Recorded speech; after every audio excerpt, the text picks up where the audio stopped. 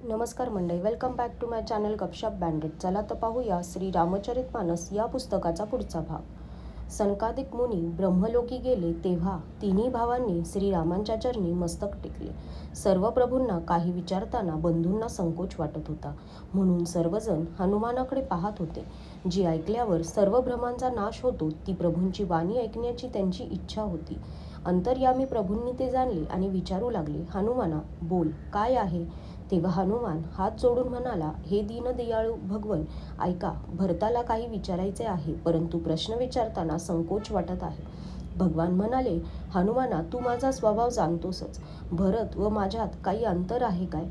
प्रभूंचे बोलणे ऐकून भरताने त्यांचे पाय धरले आणि म्हटले, हे नाथ, हे शरणागताचे दुःख हरण करणारे, ऐका.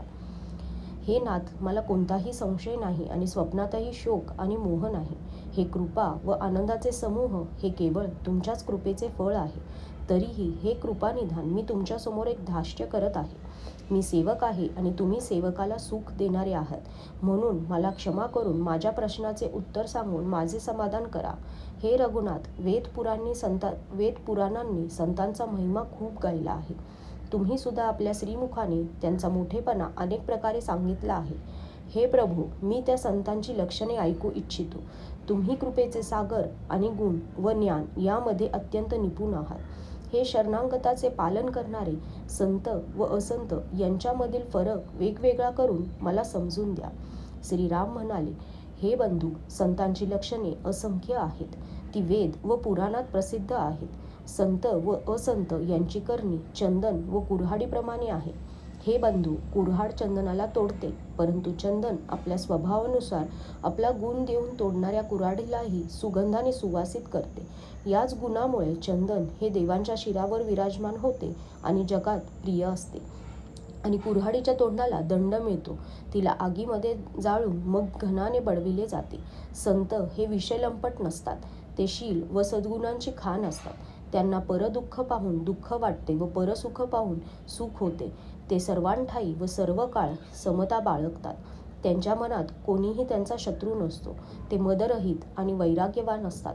तसेच लोभ, क्रोध, हर्ष व भय यांचा त्याग करून राहतात.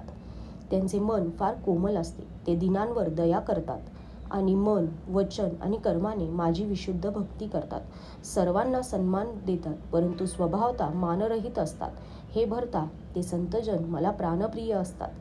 त्यांना कोणतीही कामना नसते. ते माझ्या नामस्मरणात तत्पर असतात. शांती, वैराग्य, विनय आणि प्रसन्नतेचे माहेरघर असतात. त्यांच्यामध्ये शीतलता, सरळपणा, सर्वांविषयी मित्रभाव आणि ब्राह्मणांच्या चरणी प्रेम असते. हे सर्व धर्म उत्पन्न करणारे आहे. हे बंधू, ही सर्व लक्षणे ज्या हृदयात वसत असतात त्यांना नेहमी खरा संत समजावे.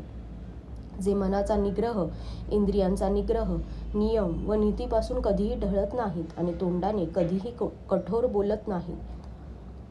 ज्यांना निंदा आणि स्तुती दोन्हीही सारखेच असते आणि माझ्या चरणकमलांविषयी ममता असते. ते गुणांचे धाम आणि सुखाची राशी असलेले संतजन मला प्राणप्रिय असतात. आता दुष्टांचा स्वभाव आहे. त्या दुष्टांची कधी चुकूनही संगत करू नये. त्यांची संगती नेहमी दुःख देणारी असते. ज्याप्रमाणे नाठाळ गाय ही सरळ गायीला आपल्या संगतीने नाठाळ करते, त्याप्रमाणे दुष्टांची संगती असते. दुष्टांच्या मनात फार दाह असतो. ते दुसऱ्यांची सुखसंपत्ती पाहून नेहमी जळफळत असतात.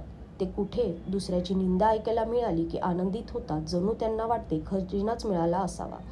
ते काम, क्रोध, मद व लोभ यांचे परायण, तसेच निर्दय, कपटी, कुटील व पापांचे घर असतात. ते कारण नसतानाही सर्वांशीच वैर करतात. जो त्यांचे भले करतो त्याच्याशीही वाईट वागतात. त्यांचे घेणेही खोटेच असते, तसेच देणेही खोटेच असते. बोलाचीच कडी व बोलाचाच भात असतो. सर्व गोष्टी खोट्याच असतात. ज्याप्रमाणे मोर गोड बोलतो, परंतु त्याचे हृदय कठोर असते, तो अत्यंत विषारी सापसुद्धा खातो, त्याप्रमाणेच हे दुष्टसुद्धा वर गोड बोलतात, परंतु मनाने निर्दय असतात. ते दुसऱ्यांशी द्रोह करतात आणि परस्त्री, परक्याचे धन आणि परक्याची निंदा यामध्येच आसक्त असतात. ते एक क्षुद्र आणि पापी मनुष्य, नर शरीर धारण केलेले राक्षसच होत. लोभ हेच त्यांचे पांघरूण व लोभ हेच त्यांचे अंथरूण असते. ते लोभानेच वेढलेले असतात. ते पशुप्रमाणे आहार आणि मैथुनात तत्पर असतात. त्यांना यमपुरीचे भय वाटत नाही. जर कुणाची स्तुती त्यांनी ऐकली तर चक्कर आल्याप्रमाणे ते उसासे सोडतात. आणि जर कुणावर विपत्ती कोसळली तर त्यांना असे सुख वाटते जणू आपण जगाचे राजे झाले आहोत. हे स्वार्थपरायण कुटुंबियांचे विरोधक काम आणि लोभाने लंपट व अत्यंत रागीट असतात. ते आई, वडील, गुरु, ब्राह्मण यापैकी कोणालाही मानत नाहीत. स्वतः तर नष्ट होतातच व आपल्याबरोबर दुसऱ्यालाही नष्ट करतात. मोहामुळे दुसऱ्याशी द्रोह करतात. त्यांना संतांचा संघ आवडत नाही आणि भगवंताची कथाही आवडत नाही. ते अवगुणांचे समुद्र, मंदबुद्धी, कामी, वेदांचे निंदक आणि जबरदस्तीने परक्याचे धन लुटणारे असतात. ते दुसऱ्यांचा द्रोह तर करतातच, परंतु विशेष करून ब्राह्मणांचा द्रोह करतात. त्यांच्या हृदयात दंभ आणि कपट भरलेले असते, परंतु वरून ते सुंदर वेश धारण करतात. असे नीच व दुष्ट मनुष्य सत्ययुग व त्रेतायुगात नसतात. द्वापार युगात थोडेसे असतील आणि कलयुगात तर यांच्या झुंडीच्या झुंडी असतील. आजच्यासाठी धन्यवाद.